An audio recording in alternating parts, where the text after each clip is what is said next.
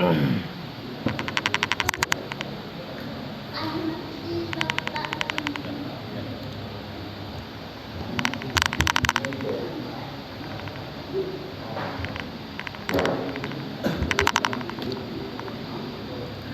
بالله من الشيطان الرجيم. بسم الله الرحمن الرحيم.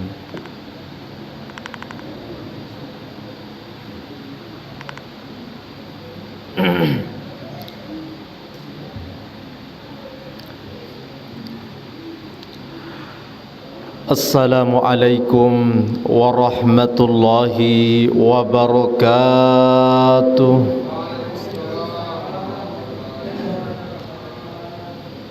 Innal hamdalillah nahmaduhu wa nasta'inuhu wa nastaghfiruhu wa na'udzu billahi min shururi anfusina wa min sayyiati a'malina. Man yahdihillahu fala mudilla lahu wa man yudlilhu fala hadiya lahu. Ashhadu an la ilaha illallah wahdahu la syarika lah wa ashhadu anna Muhammadan abduhu wa rasuluhu la nabiyya ba'da. Faqala ta'ala fi kitabihil karim, a'udzu billahi minasy syaithanir rajim. Bismillahirrahmanirrahim. Wal 'asri innal insana lafi khusr إلا الذين آمنوا وعملوا الصالحات وتواصوا بالحق وتواصوا بالصبر. صدق الله العلي العظيم. Ma'asyiral muslimin, hadirin wal hadirat, sidang jemaah salat isya dan jemaah salat tarawih dan witir yang dimuliakan Allah Subhanahu wa taala. Yang pertama sekali yang sama-sama kita muliakan dan kita banggakan, Imam Musalla Hasbullah yang selalu membimbing kita untuk solat berjamaah. Semoga para imam senantiasa mendapatkan keberkahan dan rizki dari Allah Subhanahu wa ta'ala. Yang sama-sama kita muliakan dan kita banggakan, pengurus musalla yang selalu mengurus kita, mengurus jamaah tanpa pamrih, tanpa digaji, tanpa diupah. Mudah-mudahan balasannya Allah berikan kepada para pengurus berupa jannatul ma'wa, surga yang tertinggi di sisi Allah Subhanahu wa ta'ala. Serta Bapak Ibu para hadirin wal hadirat majlis ta'lim yang dimuliakan Allah Subhanahu wa ta'ala. Malam ini adalah malam yang ke-16. Adapun tema kita pada malam yang ke-11 ini yakni perubahan. Hadirin wal hadirat yang dimuliakan Allah Subhanahu wa ta'ala, hari demi hari yang kita jalani ini, bulan demi bulan, tahun demi tahun, telah banyak mengalami perubahan demi perubahan. Baik perubahan dari segi jasmani kita maupun perubahan dari segi rohani kita. Yang kelihatan tampak jelas adalah begitu banyak perubahan-perubahan jasmani yang terdapat di dalam tubuh kita. Apa contohnya Pak Ustaz? Kita tengok wajah kita yang dulu mungkin wajah kita ini bersih, yang dulu mungkin wajah kita ini masih dalam keadaan muda, tetapi kita tengok hari ini, kita bercermin, kita bandingkan foto kita dengan foto KTP kita, barangkali jauh berbeda. Ternyata usia kita telah bertambah, ternyata jasmani kita sudah banyak mengalami perubahan. Namun kita merasa muda terus, padahal ternyata kita tidak muda lagi. Kalau kita sudah berumur 40 tahun 45 tahun, 50 tahun, itu jangan lagi kita merasa muda. Itu kita sudah memasuki fase-fase dalam keadaan memasuki masa tua. Apa tandanya Pak Ustaz? Banyak tandanya. Yang dulu barangkali tenaga kita ini kuat, mengangkat apapun kuat, bekerja segala kuat, bergadang tiap malam kuat. Tetapi sekarang tengok, bekerja sedikit pinggang sudah sakit, bekerja sedikit lengan sudah sakit, bekerja sedikit mata sudah sakit. Inilah yang barangkali sudah banyak mengalami perubahan-perubahan di dalam diri kita. Maka ini sesuai yang difirmankan oleh Allah Ta'ala dalam Al-Quran. Apa kata Allah Ta'ala dalam Al-Quran, dalam surah Yasin yang sering kita baca?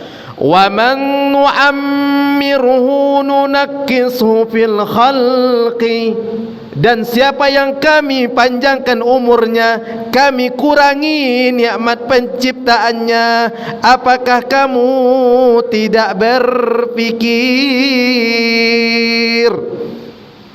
Itu peringatan dari Allah.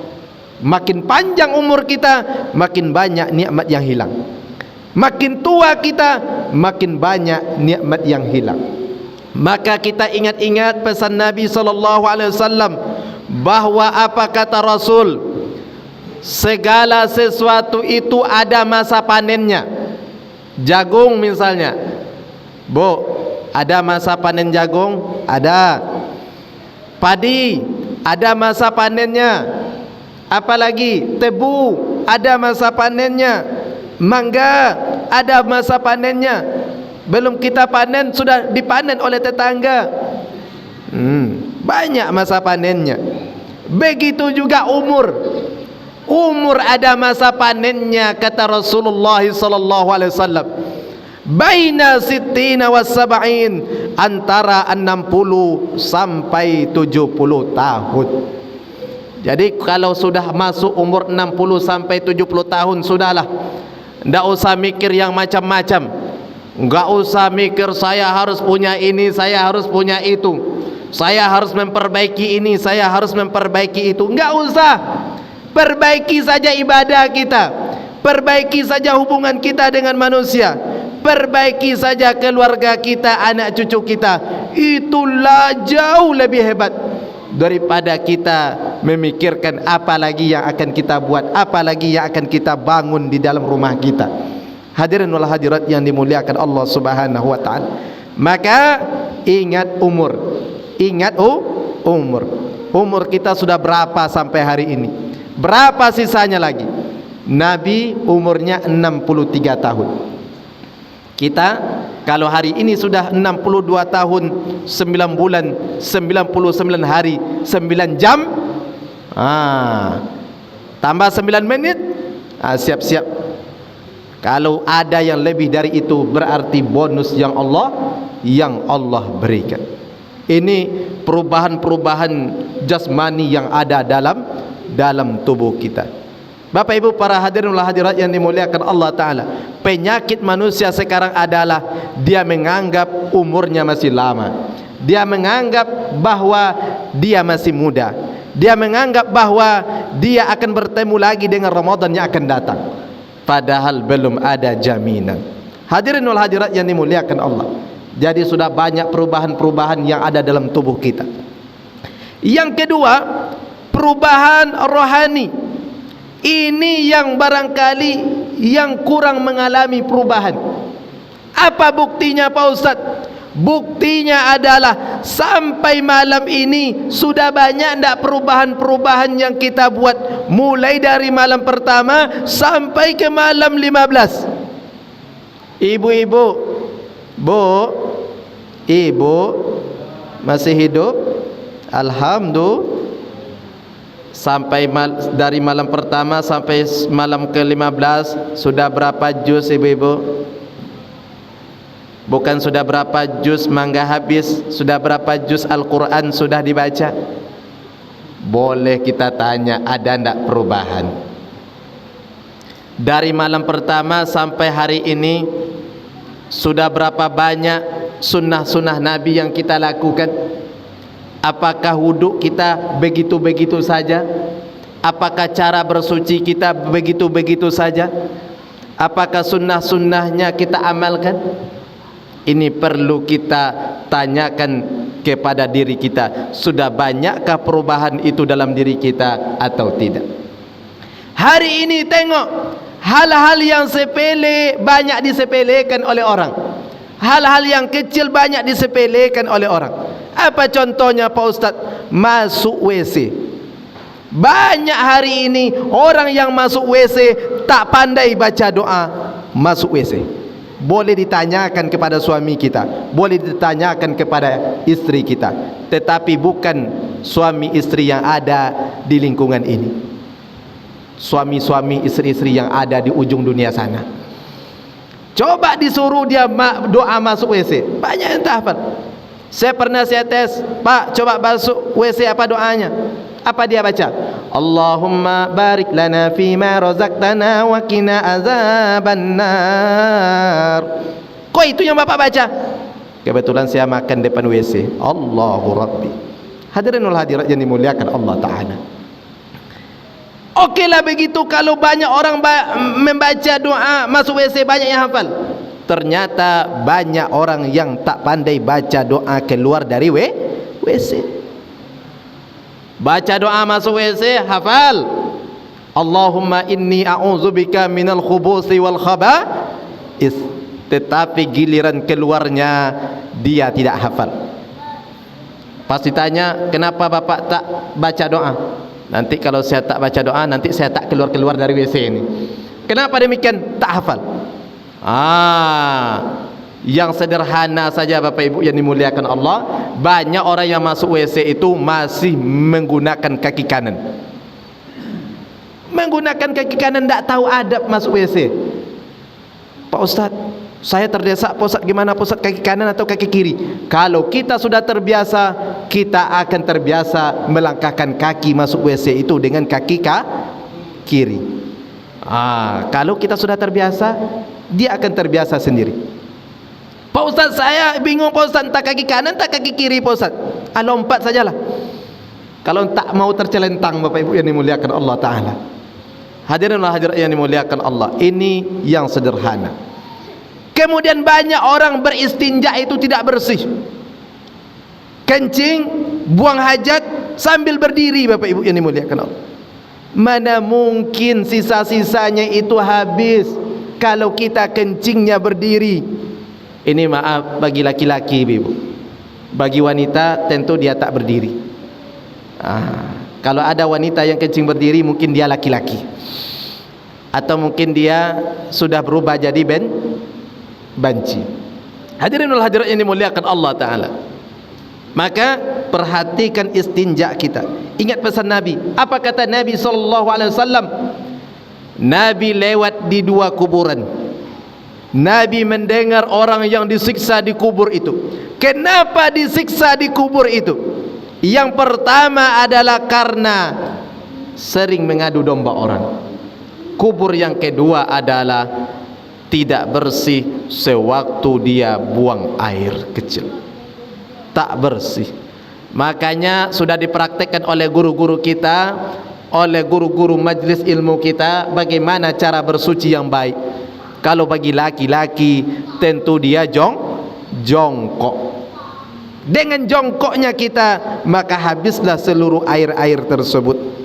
Sambil kita mendehem, maka insya Allah kita akan bersih untuk melakukan ibadah salat. Kalau sudah wuduk tidak sah, tentu salat tidak sah.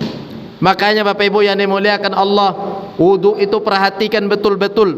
Mulai dari sunnah-sunnahnya, mulai dari kita melakukan mencuci tangan sampai berkumur-kumur, sampai kita mencuci kaki. Apa sebabnya Pak Ustaz? Sebabnya adalah karena kata Nabi, ketika kita membasuh tangan, keluar dosa-dosa dari tangan. Ketika kita membasuh mulut berkumur-kumur, keluar dosa dari mulut. Ketika kita memasukkan air ke dalam hidung, maka keluarlah dosa-dosa dari hidung kita. Ketika kita membasuh wajah kita, maka keluarlah wajah kita, dosa-dosa di wajah kita. Kalau wajah kita yang keluar, bahaya itu Bapak Ibu yang dimuliakan Allah. Begitu sampai kaki. Ketika kita membasuh kaki kita, maka keluarlah dosa-dosa kaki kita. Maka biasakan setelah kita berwudu, biasakan membaca doa setelah berwudu. Hari ini banyak orang yang lupa doa berwudu. Bukan tak hafal, tapi dia tak mau mengamalkannya. Makanya Bapak Ibu, setelah kita berwudu, maka bacalah doa selesai wudu. Allahumma ja'alni minat tawwabin waj'alni minal mutatahhirin waj'alni min ibadikas salihin. Apa artinya?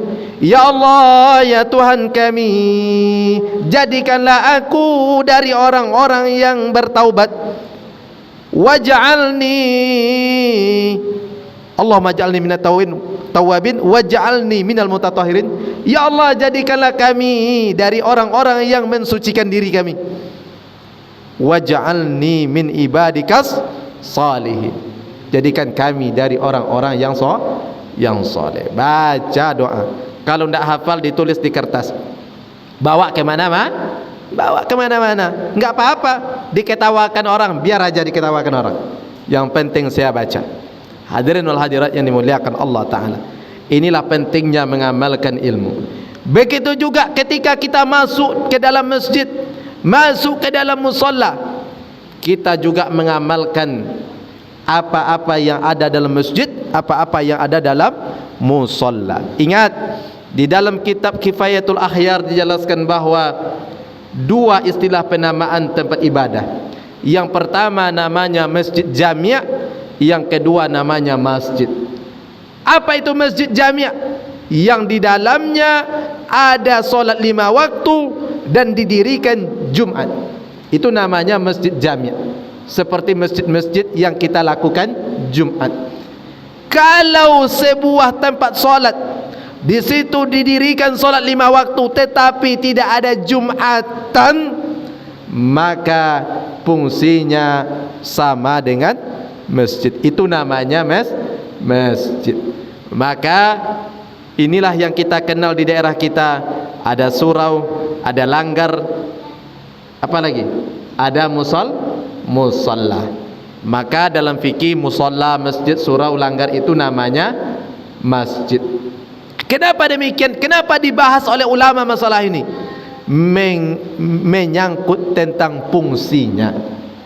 Maka fungsinya kalau di sini sudah hidup 5 waktu, fungsinya sama dengan masjid. Kita boleh melakukan tahiyatul masjid, kita boleh doa niat i'tikaf.